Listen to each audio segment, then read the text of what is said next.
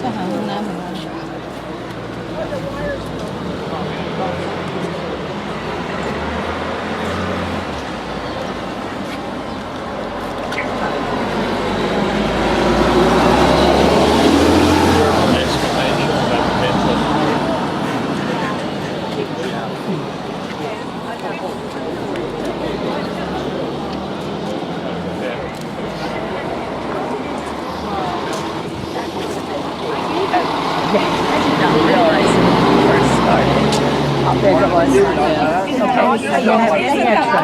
No extras.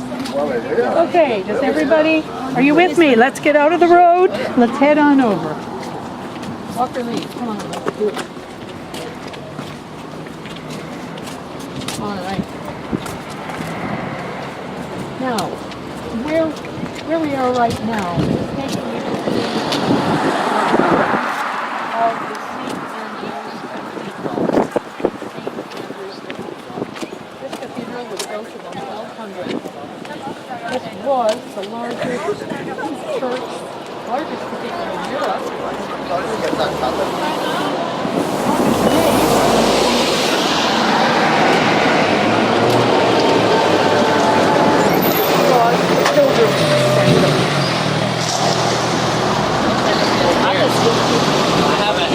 My grandfather can't use his. I don't know who you said needs it, but okay, that is an extra. We'll find out. See if anybody needs one. He can't use it? He can't hear because his hearing aid interferes with it. All right. Okay. Okay. We've got two of these. Oh yeah, sorry, I'm not used to that. Oh, okay. Well then I'll just go like this. Who needs one? Who forgot? Okay, because here's an extra one now.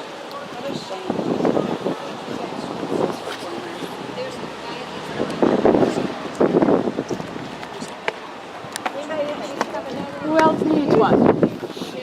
That's the only extra one I have. I've just given it away. Did you guys not bring yours? Oh, I thought you had all of them. Okay. All right. Okay. Well, so what we have here today, we have a ruined cathedral. The cathedral isn't here any longer. You're going to see the ruins of this fabulous medieval cathedral. Dedicated to St. Andrew, the first disciple of Christ, and built here on this spot. Now there already was a Christian church on this spot before 300 and whenever this holy man called Regulus, a Greek holy man, arrived bearing the relics of Andrew. That particular Christian spot was, in fact the town was called Kilrymont, but this, it was renamed Andrew after the patron saint. And Andrew is the patron saint of Scotland. Now, when I talk about a pilgrim walk, that's what we're going to do. We're going to go into the nave. The nave at the west end of the church. The nave would be the only place where ordinary people would go. Sinners enter into the west. Sinners usually leave through the west and will kind of creep around through the cloister. But this is the way the pilgrims would have come in. Be careful when you're going down the stairs. The one good thing about this ruin is that you can see how it was built. You can see how thick the walls were. You can see the facing stones, and you can see the center cavities of the walls filled in with rubble. There was no cement used. It was just filled in with sand and shell and lime, forming quicklime. It would have taken about 100 years to harden. But that meant that when the Reformation happened, and you no longer needed these big Catholic houses, why don't we go over here and just take pieces? There's a nice story. When the Reformation happened, and you no longer needed these gaudy, huge buildings, because of course they were idolatrous. It wasn't about preaching the word. It was about, building something to show off. That's what they thought. And so they were pulled down, many of them. And when a church is no longer needed, a big abbey like this, cathedral, it becomes a quarry. It becomes a source of stone. the harbor in St. Andrews was built with the stones from this church and from the bishop's palace. So you can see what it looked like inside. You're standing on the pillars. Look at the size of these great Romanesque pillars. You can see some of the original flooring. And as we walk down the Santa Processional, we'll come to the Pilgrim's Well. An amazingly tall building. Also, some of the other interesting things you'll see is how doors have been closed in. It's kind of like building with Lego. You just change your mind, you just fill it in. This was a monastic settlement. There were monks here. And their job was to be inside, not interact with people, but be inside and pray for all of us lost souls on the outside. They would provide hospitality, the first hospitals, the first hotels really, because there were no hotels. If you were traveling, you would apply to a monastery, to an abbey, and they would give you a bed. Rather Spartan, but it worked. A pallet on the ground. Now I just caught a glimpse out of my eye of you in your red wrap. If you see anybody in a red coat slung down over their shoulders, that will be a St. Andrew's student. And they do walking tours.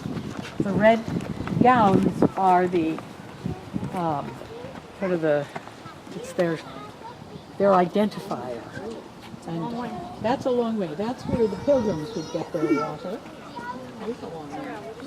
Doesn't look very nice either. The church was built in the cruciform shape, so that means cross-shaped. We have transepts on either side. The east end of the church is the holy end, that's straight ahead of you. The relics of Andrew would be located up, probably just past the rood screen. The rood screen being the crossing, ornately carved. That would separate the main body of ordinary folk like you and me from the church officiants. And rood, as I told you yesterday, means cross. So it's the crossing, but it's also where the cross would hang.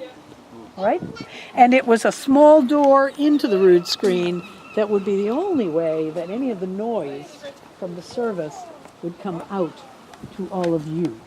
You wouldn't participate in Mass. You weren't part of it. You weren't allowed to be part of it. It was in Latin. You didn't understand it anyway. You couldn't read and write. You didn't know Latin. You had to listen. You had to hear Mass. And today, in the Catholic Church, they still talk about, I'm going to go hear Mass.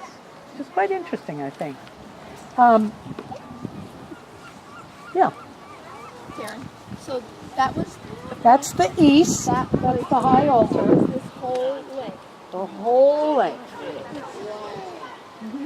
The earliest church on this site, you can just see a small bit of it, just the tower and a bit of its chancel.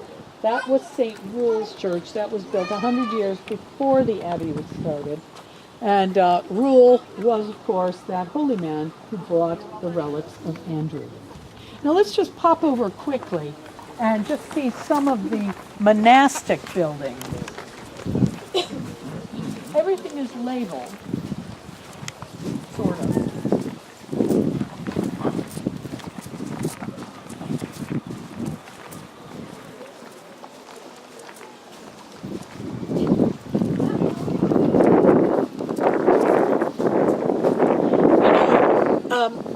The stones are badly worn. They're badly worn by the wind, by the salt spray. This is local sandstone, and so it is badly deteriorating. But I just noticed this wee face carved here at the base. Yeah, isn't it amazing? It must have been an absolutely beautiful church. You can see a little bit of the arcading. This is from the earliest period, the 1200s, the Romanesque period, a period in church architecture when the most perfect shape in the world was the circle. The circle represented God and God's perfection. There wasn't anything more perfect than a circle. And so in the early Romanesque churches, do you see up there, do you see how the windows have half circles over them. That was how the first churches were built. As the years went on, they started building taller and taller, and you get the Gothic arches. But to begin with, it was this half circle, a shape that spoke as a symbol, spoke to the people. Now, do you know what the symbol for man is? If God is the circle, what's the symbol for man? There's an arrow pointing to one direction. An arrow pointing to one direction. From the circle. And woman? An arrow underneath. That's not the religious symbol. We're asking. Yeah, that is a symbol. There's also a little man standing like this in front of a men's loo. Or a guy, somebody in a wheelchair, yeah. Those aren't the symbols I was talking about. No! Do you know, and I want you to keep your eyes open. I want you to start looking for fonts in medieval churches. And we're going to be seeing some medieval churches, so I want you to keep your eyes open. I would like to predict that what you're going to see for the base of the font is either an 8-sided stand, or you will see a font that is shaped 8-sided. And the reason I'm going to predict that is because in the medieval church, the font, which was where baptism took place, that was the place where God, in the form of the Holy Spirit, came down from heaven and touched man on earth. Sort of, you have this intersection point. So you get the circle intersecting with man, who, by the way, is square. All right? Square. When you put a circle and a square together, you get an 8-sided object. No kidding. Look for it in fonts near you. It's true. I'm not making it up. It also represented the 7 days of creation on the new world, the 8th day. There you go. All right. So, come on over here. What do we have here? The font. What? Font. Baptism. Burials. This is the chapter house. And I don't know, but back in your church, I'm sure you have a room where people get together and discuss things. In the monastic communities, they had the chapter house. The chapter house was the only place in the entire monastic settlement where you could speak. The only place. Monks otherwise they meditated, they were silent, they would sing, they could participate in service, but they didn't. They were silent orders. So once a day, the people would gather in the chapter house. It was a very democratic center. People would sit equidistant from each other, and these seats extended all the way around the room. They would sit there. They would hear a chapter of St. Benedict's rule. Okay? And then there would be business taken care of. What kind of business? Well, let's say, Wales? Yes. Okay, you are now Brother Wales. Okay? This is Brother Wales.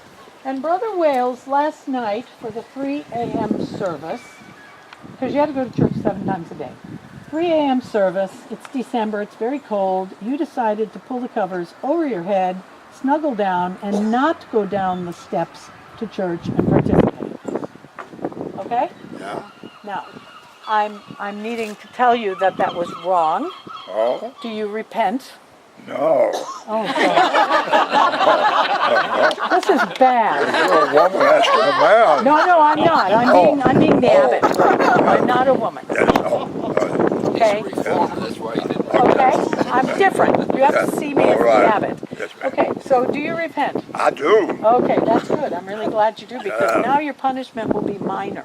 Oh, thank All you. right, this would be the place for dishing out punishments. So it would be something to remind him not to do that again. You had to go participate in the services. And there was a beautifully convenient staircase from the dormitory right down into the church. All you as a monk had to do was just slip on your little fur-lined shoes, boots, and just pad your way down those stairs, put your cowl over your head, wrap your robe around you, participate in the service, and back up to bed. You hardly had to wake up. But if you are rebellious, as you were, there will be a punishment. Now, the punishment I've looked up some of these punishments, and they are quite interesting. For such as your sin, you would probably have to just hand me your little shoes, which were basically just sheepskin turned inside out with the leather facing up to keep you warm. And into that, we would pour in some dried peas or some gravel. Oh. And then you could spend the rest of the day walking around on that, doing penance. There would be some type of penance. Now, some monks were treated particularly severely, particularly if they broke their celibacy. And there are records of monks being executed for committing that cardinal sin of, becoming carnal. But these aren't dead monks. They probably were abbots or people who were higher up in the orders. And I can tell you that because they were buried in the chapter house. They leave no names. We have no markers on them. They had covers on the coffins, but these coffins were made for people who were a little more important than the ordinary person. The ordinary person would be wrapped in a cloth and just under the floorboard, the floor stones in the church, okay, the flags. These people, great trouble was taken to create these coffins for them. You can't just whip up a stone coffin overnight. It's something that takes a lot of time. Measured to fit, by the way, and I do like the hole that lets the worms crawl in, the worms crawl out.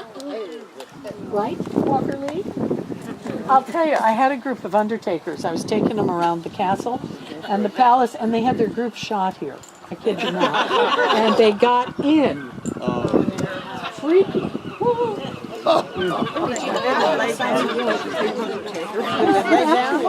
Yeah, they did lay down. They did lay down, and they were very funny. Okay, let's walk to the cloister. Anybody have any questions about anything? What are these little cutouts? Oh, that's what Oh, those were seats. What you're not seeing is the roof. And these are beautiful. Why don't some of you sit Come down? over here. Everybody had an equal seat. The entire room was surrounded by these seats, with the exception of the abbot or the if it was the bishop that was here, but it wouldn't have been the bishop. Here you go. No women. Okay, they're called canons. Canons met daily to read the chapter of the rule. And the rule told them everything. It told them how to live in their monastic community and confess their faults, receive correction. Moreover, it was where they discussed the administration and business affairs of the cathedral. It was the only place they could speak. The prior was a powerful political figure. His main duty was to run the religious services. His officials supplied the canons, vestments, candles, and incense, and ensured the wafers and the wine were baked and brewed.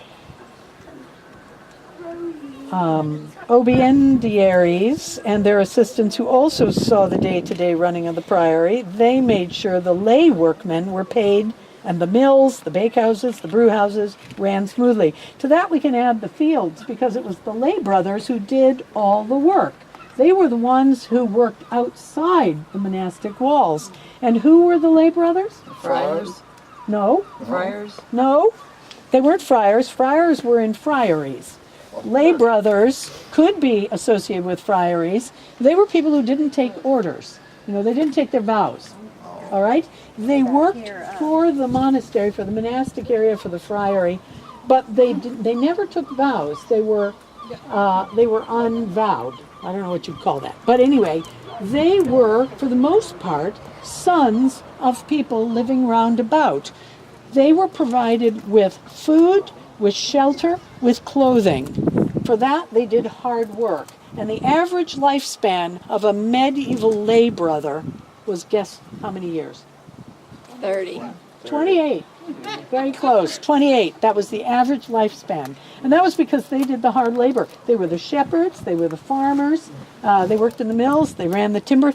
The churches amassed vast quantities of land. Churches didn't pay any tax. People were constantly giving money to the churches, endowing them with lands. They became so powerful, so rich, that by the Reformation, as I said, the church was 10 times more wealthy than the crown. Henry VIII knew this, And when he dissolved the monasteries in England, he did it to collect the revenues, to get all the money, to get all the wealth. He needed that money. In Scotland, the churches, well, they were, places like this were no longer used. You might use one part of it. Maybe part of the nave would become a parish church. It was usually the nave and not the choir end, because the choir end had too many idolatrous symbols associated with it, whereas the nave was where the common people always were. And if you go to Holyrood Abbey, the nave continued to be a parish church until the 1770s, and then its roof fell in. So now it's a ruin. This one was destroyed because people took down the blocks one by one and built the harbor, which is just over that wall. It's a source of stone. It's a quarry. Was the church not built? No, this was a Catholic place. You wouldn't use this. Not the Reformed church. So once they left it, that's when they began That's to it. take And it's very interesting. We didn't have killings of priests and monks and friars. They just died off. They didn't recruit. The abbeys became empty by the 1590s. Before James VI went down to become James I, the abbeys and the monasteries in Scotland had become empty. Now these people that worked outside, did they The lay live inside brothers. the monastery? They certainly did. They had their own dormitory. They slept in the monastery. They ate in the refectory. They were fed. They were clothed. They were given a place to sleep. The lay brothers. I'll tell you what, being a lay brother was better than going and fighting for your king. And that was the option. Parents would put their boys into the monastery to be a lay brother because they knew at least then they wouldn't be out there getting killed. They couldn't get married? The lay brothers could get married. Then they couldn't be a lay brother anymore? I don't think so. They died very young anyway. So that's the way it was.